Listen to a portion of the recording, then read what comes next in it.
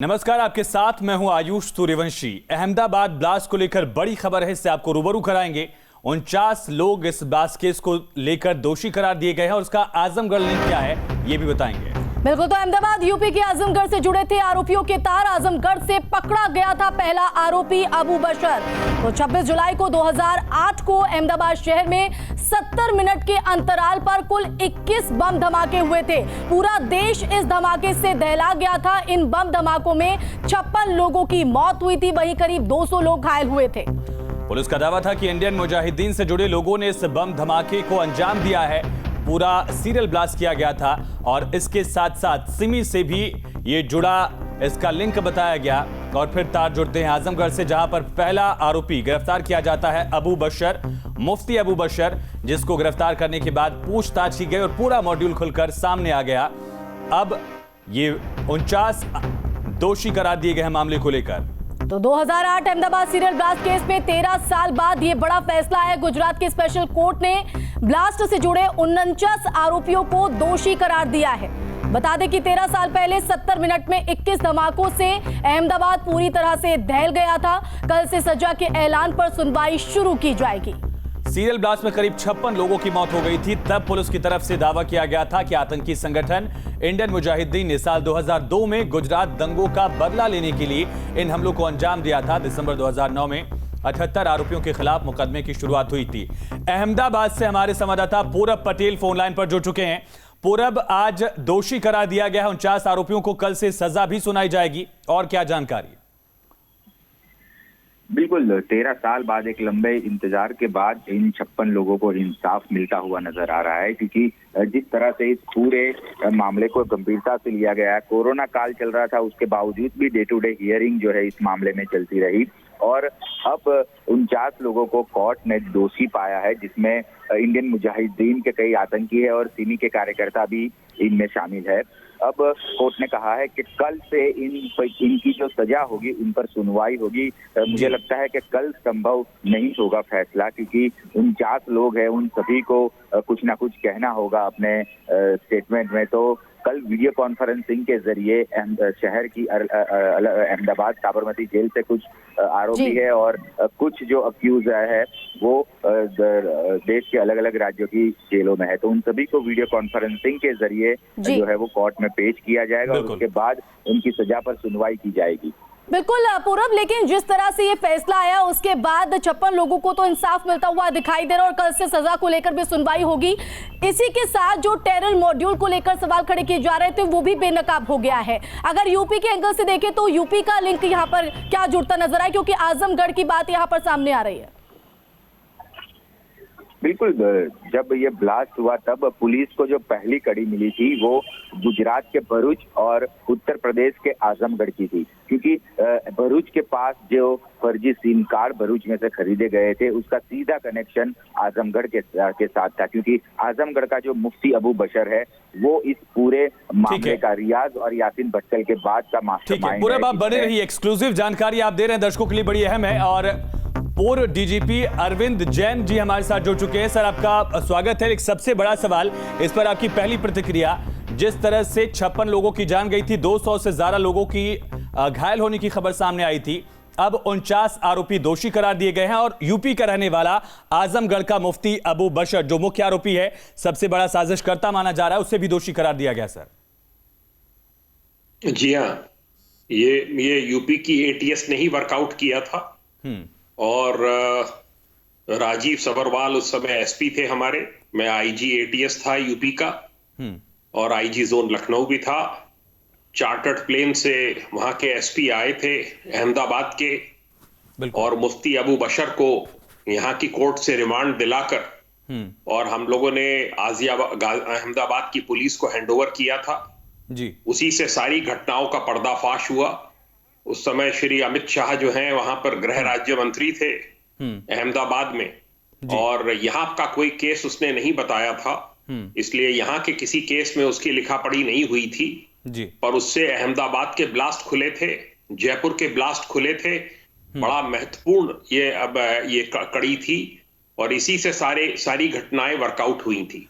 Sir, ये वही अबू बशर है जिसको कि इसके लिए बल्कि 50 लाख रुपए का रिवार्ड नरेंद्र मोदी जी ने यूपी की एटीएस को कहा भी था कि हम 50 लाख रुपए का रिवार्ड देंगे। तो ये बड़ी इंपॉर्टेंट एक अरेस्ट थी जो कि यूपी एटीएस ने की थी और लखनऊ के कोर्ट से रिमांड दिलाकर और चार्टर्ड फ्लाइट से एसपी लेके चले गए थे इसको अहमदाबाद।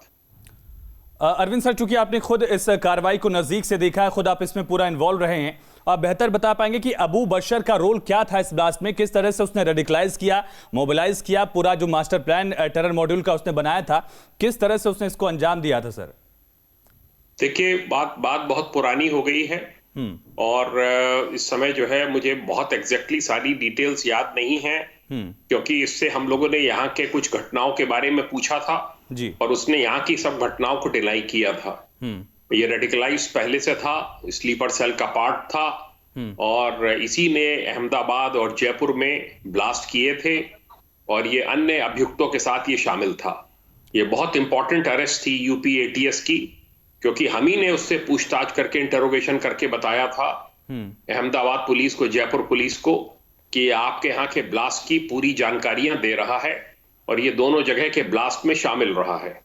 इसी से जयपुर के ब्लास्ट खुले, जो कि बहुत इंपॉर्टेंट ब्लास्ट हुए थे जयपुर में, यकीनन हार्ट ऑफ द सिटी में, और इसी प्रकार ये अहमदाबाद के ब्लास्ट हुए थे 21, यही इसमें शामिल था और ये मास्टरमाइंड था। रियाज भटकल और यासीन भटकल के कहने पे इसने इन सब घटनाओं को अंजाम दिया था। अरविंद सर, चूंकि जो वो दौर था 2007 का, 2008 का, उस समय देश में और यूपी के लिहाज से कई सारे इस तरह की आतंकी घटनाएं सामने आई थी, चाहे वो कचहरी ब्लास्ट की बात की जाए, 3 जिलों में कचहरी ब्लास्ट किए गए, फिर जो बाटला हाउस एनकाउंटर होता है वहां पर उसका लिंक आजमगढ़ से जुड़ जाता है, इसी तरह से मुंबई ब्लास्ट भी था, वहां पर भी आतंकियों का जो मॉड्यूल था वो कई अलग अलग इलाकों से उनको रेडिकलाइज किया गया था, इस तरह की तमाम जानकारियां जो थी। सर, कितना अहम है इनको सलाखों के पीछे इनके आखिरी अंजाम तक पहुंचाना, जो कार्रवाई अब पूरी की जा रही है? नहीं, बहुत अच्छा है। प्रॉपर उन्होंने लिखा पढ़ी करी है, प्रॉपर उसका जो है उसका सुपरविजन किया है और उसको उसके अंजाम तक पहुंचाया है। जयपुर के केस में भी मुझे पूरा विश्वास है कि उसमें भी सजा होगी और वहां के ब्लास्ट भी सब बिल्कुल ढंग से खुल गए थे और उसने सारा कन्फेशन किया था कि कौन कौन इनके साथ में थे। और इसमें अहमदाबाद, इसके आजमगढ़ के बहुत से अभियुक्त उन दिनों सक्रिय थे, जैसा आपने बताया। बाटला हाउस एनकाउंटर में भी शामिल थे आजमगढ़ के एक्यूज्ड, इस घटना में भी शामिल थे और उन सब पे रिवार्ड भी डिक्लेयर किए थे दिल्ली पुलिस ने। मैं तो आपको बताया कि इस अभियुक्त के ऊपर 50 लाख रुपए का रिवार्ड उस समय नरेंद्र मोदी जी चीफ मिनिस्टर थे गुजरात के, उन्होंने ऑफर किया था कि हम यूपी एटीएस को 50 लाख का रिवार्ड देंगे इस अरेस्ट के लिए और उसको चार्टर्ड प्लेन से वो लेके चले गए थे। इस बीच की जयपुर पुलिस पहुंचे, तब तक वो यहाँ से उनको लेकर, इस अभियुक्त को लेकर जो है वो चार्टर्ड प्लेन से अहमदाबाद निकल गए थे। बहुत एक्सक्लूसिव जानकारी आपने दी है सर, क्योंकि आप खुद इसमें इन्वॉल्व रहे हैं और अब बनी रही और जानकारी भी हम चाहेंगे कि दर्शकों को आप दें। तो यूपी के आजमगढ़ से है आरोपी और अब ऐसे में बेनकाब जो है वो यहाँ पर हुआ है ये पूरा मामला। और ज्यादा जानकारी के लिए एक बार फिर शुरू करेंगे, पूरब पटेल हमारे संवाददाता जुड़े हुए। पूरब, फैसला यहाँ पर सुना दिया गया है और कल से सजा पर, क्योंकि इस पर भी सबकी निगाहें रहेंगी। बिल्कुल, सभी की निगाहें रहेगी, क्योंकि मैंने आपको बताया कि पूरे देश में अब तक का सबसे बड़ा सीरियल ब्लास्ट था, क्योंकि एक के बाद एक घंटे तक पूरा अहमदाबाद 21 बम धमाकों के साथ टहलता रहा। लेकिन जिस तरह से आईजी साहब बता रहे थे कि अबू बशर जो मुख्य साजिश करता है, उसका रोल बहुत इंपॉर्टेंट था इस पूरे मामले में। उत्तर प्रदेश के आजमगढ़ का रहने वाला है, उसका अपना एक साथी है सैफुर रहमान अंसारी, उसको भी दोषी पाया है। उसने भी अहमदाबाद आकर सभी 21 के 21 जगहों की रेकी की थी और तस्वीरें लेकर अबू बशर तक पहुंचाई थी। अबू बशर ने इस पूरे मामले को लीड करते हुए सभी स्लीपर सेल के साथ मीटिंग की थी, उनको जिहादी भाषण सुनाए थे, खुद भाषण भी किए थे और जो गुजरात का हालोल है वहां पर जो जंगल है वहां पर 15 दिनों तक मीटिंग भी की थी। तो जाहिर है पूरे देश की नजर रहेगी, क्योंकि 2008 में जब ये ब्लास्ट हुए तब पूरे अहमदाबाद के साथ साथ देश भी दहल गया था। ठीक है, पूरा अब बने रहिए और जानकारी भी हम आपसे लेंगे। तो कल से सजा सुनाई जाएगी 49 आरोपियों को, दोषियों को। दरअसल अब कहा जाए इनको दोषी करार दे दिया गया है। तो बता दें कि यूपी के आजमगढ़ से आरोपियों के तार और केस से जुड़े वकील का कहना है कि दोषियों की सजा पर बुधवार से सुनवाई शुरू की जाएगी और दोषियों के लिए सजाए मौत की मांग होगी। तो सरकारी वकील सुधीर ब्रह्मभट्ट से बात की संवाददाता पूरब पटेल। 2008 में देश का सबसे बड़ा सीरियल ब्लास्ट अहमदाबाद में हुआ, उस पर फैसला आया हुआ है। हमारे साथ मुख्य सरकारी वकील सुधीर ब्रह्मभट्ट है। सुधीर भाई, ये बताइए कितने आरोपियों को दोषी पाया, कितनों को निर्दोष छोड़ा? आज जो 78 एक्यूज का जो वर्डिक्ट आया है उसमें से 28 को बेनिफिट ऑफ द डाउट दिया गया है और 49 एक्यूज को कन्विक्ट किया गया है। जिसको निर्दोष छोड़ा है क्या वजह है और जिसको दोषी पाया है उसकी क्या वजह है? जिसको बेनिफिट ऑफ डाउट दिया गया है उसमें कोर्ट को ऐसा लगा होगा कि इनफ एविडेंस नहीं है। जिसको 49 के एक्यूज के खिलाफ पुख्ता सबूत है, इसके लिए कन्विक्ट किया है आईपीसी सेक्शन 302, 120B, यूएपीए की डिफरेंट सेक्शन और एक्सप्लोजिव सब्सटेंसेस एक्ट। आप क्या सजा की मांग करेंगे और संभव है कि कल कोर्ट फैसला सुना दे?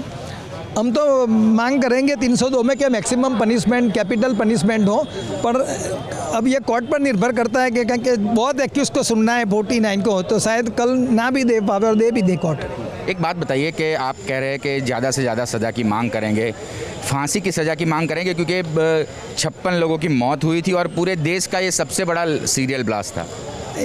हम इसके लिए कैपिटल पनिशमेंट की मांग करेंगे। बिल्कुल। सुधीर ब्रह्मभट्ट जो मुख्य सरकारी वकील है, उनका साफ कहना है कि कैपिटल पनिशमेंट की मांग की जाएगी सरकार की ओर से और बहुत इस मामले में जो है दोषी है उन सबको सुनना है। तो कल शायद फैसला आए और उसके बाद भी कोर्ट जो है वो आगे की डेट भी दे सकती है। अहमदाबाद से हितल खत्री के साथ Purab Patel. Retired major general Ashwini Srivastava sir हमारे साथ कनेक्ट हो चुके हैं फोन लाइन पर।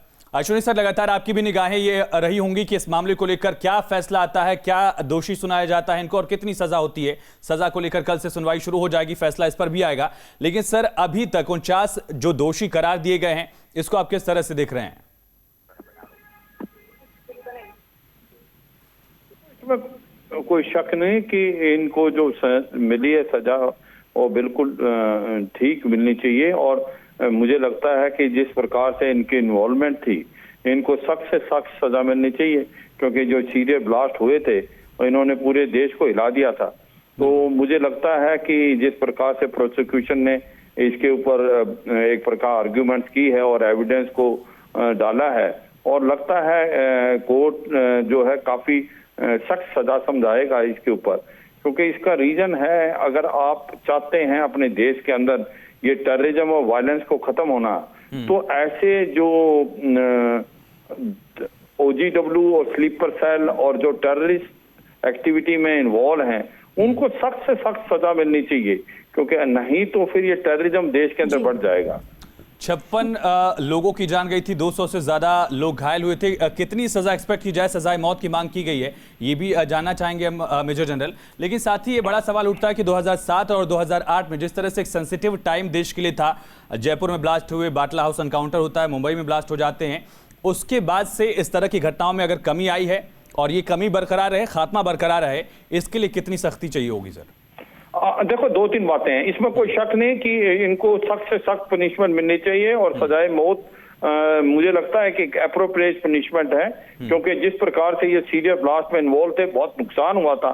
मगर ये भी सच है कि अब करीब 7-8 साल से NIA जो है बहुत सक्रिय हो गई है और उसने जो इंटेलिजेंस पुख्ता ले लेती है, और जिससे 3-4 चीजें बहुत अच्छी हुई हैं देश के अंदर।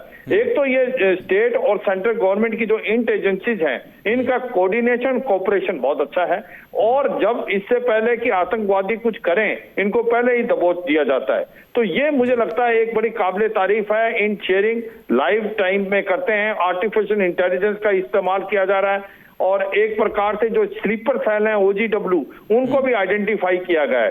तो मुझे लगता है कि उसके बाद कोई ज्यादा बड़ा हादसा नहीं हुआ एक्सेप्ट जम्मू एंड कश्मीर। वो दर्शाता है कि हमारी जो इंट एजेंसीज हैं, हमारी जो सिक्योरिटी फोर्सेज हैं और हमारी जो पुलिस फोर्स है, उसमें काफी बदलाव आया है। मैं ये नहीं कहता कि इसको बहुत कुछ कर लिया इन्होंने, बहुत करने की जरूरत है, मगर ये सच्चाई है कि आज की तारीख में पाकिस्तान की ISI वो चाहती है कि टेररिज्म फैले भारत में, कम्युनल डिस्टर्बेंस हो इलेक्शन के दौरान। तो हमें सतर्क रहना पड़ेगा, इसमें कोई नहीं। और मुझे एक सबसे बड़ा डर लग रहा है कि जैसे अफगानिस्तान के अंदर अब इंटरनेशनल आतंकवाद बढ़ता जा रहा है, अलकायदा और इस्लामिक स्टेट, खोरासन, और हमारे कुछ एक sleeper cell south of southern part of country में है जैसे केरला, वो हमारे लिए एक चिंता का विषय है।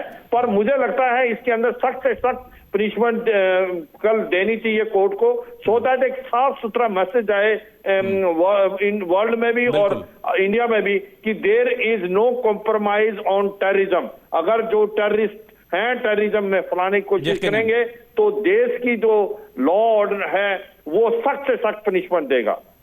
चलिए, बहुत शुक्रिया मेजर जनरल अश्विनी सिवाच आपका जुड़ने के लिए। पूर्व डीजीपी अरविंद जैन सर हमारे साथ जुड़े थे। एक्सक्लूसिव जानकारियां उन्होंने दी कि कैसे एटीएस अबू बशर तक पहुंची थी। अबू बशर रेडिकलाइज किया गया था और रेडिकलाइज करता भी था वो बाकी युवाओं को भी, और गुजरात के तब के मुख्यमंत्री की तरफ से इसके लिए कोशिशें की गई, 50 लाख का इनाम घोषित किया गया था। ये तमाम कोशिशें अब अंजाम तक पहुंच रही हैं और जैसा कि मेजर जनरल ने भी कहा कि सजाए मौत से कम कुछ भी मंजूर नहीं होना चाहिए। जिन लोगों ने 56 लोगों की जान ली है उनको सजाए मौत सुनाई जाए।